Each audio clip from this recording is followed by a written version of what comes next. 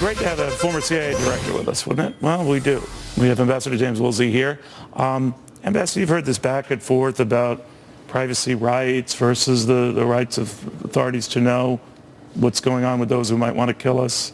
Where are you in this debate? Well, this is a perennial problem. You got to balance security with independence and privacy. But one place where I think we've gotten out of balance is the changes that were made a year or so ago after Snowden's revelations. People who went along with Snowden may want to rethink that. He did a lot of damage, didn't he? I think he did. And you now have a situation in which the commercial companies, data companies that are sophisticated, like Sapient, let's say, can know a lot more effectively than the government under some circumstances. For example, and that's his doing.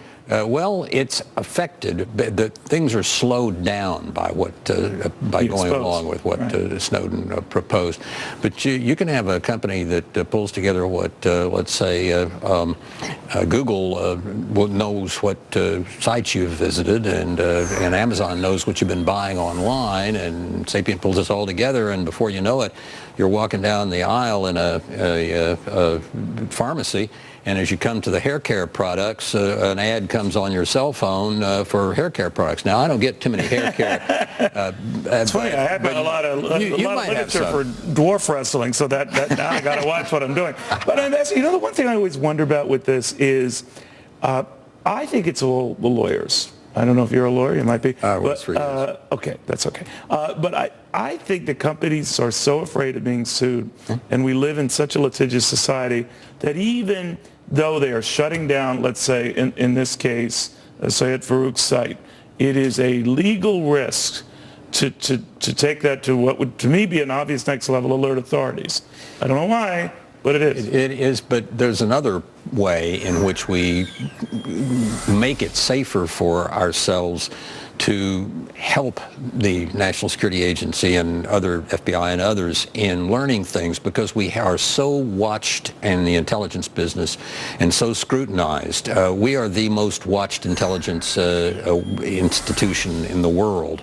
And by that I mean we have judicial oversight from special courts. We have congressional committees that do nothing except oversee the intelligence business, and so on and so on. When you talk to Europeans or anybody who complains to us about whatever NSA may be doing, or CIA, and ask them what their oversight is like, they don't have any. For all practical purposes, we're the world's champions at watching ourselves. Well, I've seen that in all the James Bond movies, because those agencies are doing their own thing regardless of the politicians who come and go.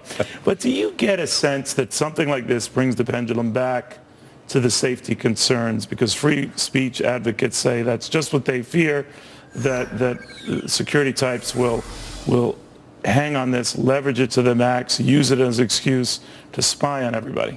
Well, this is going to be a tension always between privacy and security for us, because we have a constitution that is built on conflict, checks and balances. So you're going to have some people on one side, some on the other. We've had Paris, we've had California, and the percentages who feel that free speech should be all and above all is now the mirror opposite of the support it was a year ago. Right. Well, we go through these cycles, right. And we got to stop veering so far off in the cycle. And I think correcting what was done in the aftermath of the Snowden business a year or so ago would be one very good step for Congress to take. Could I pick your brain while you're here, Ambassador, on your thoughts that so far all intelligence seems to point to Syed Farouk and Tasfeen Malik acting alone, not in concert with anybody, no money wired into their account, it was a loan deposit into their account. But we know that each and both at different times were talking to lots of people, communicating online with lots of people. Where do you draw the line at communication and participation? I think what we have to understand is that the radicalization here is going to occur in all sorts of different ways. This happened 3 years ago. It's going to happen in the past. It's going to happen in the future. It's going to be done at mosques. It's going to be done among couples, all sorts of ways.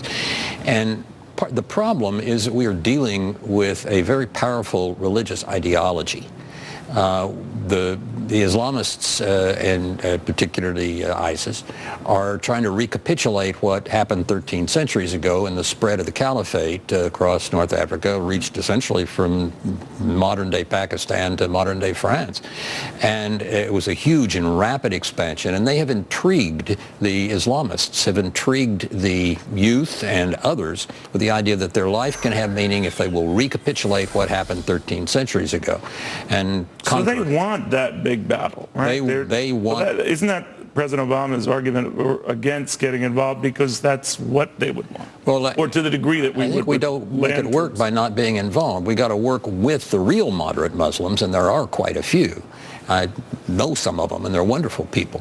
We got to work with them against the Islamists. But like an Iraq-type invasion or something like that would, to President Obama's point of view, be feeding the very beast we're trying to kill. Exactly.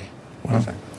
Ambassador James Woolsey, very good seeing you. Good to be with you again. You know, he came in almost in disguise today, didn't recognize. Very low-key. Very low-key. It's just an Australian hat. I liked it. I liked it very much. Ambassador, I hope you have a very Merry Christmas. Thanks for your service to this country.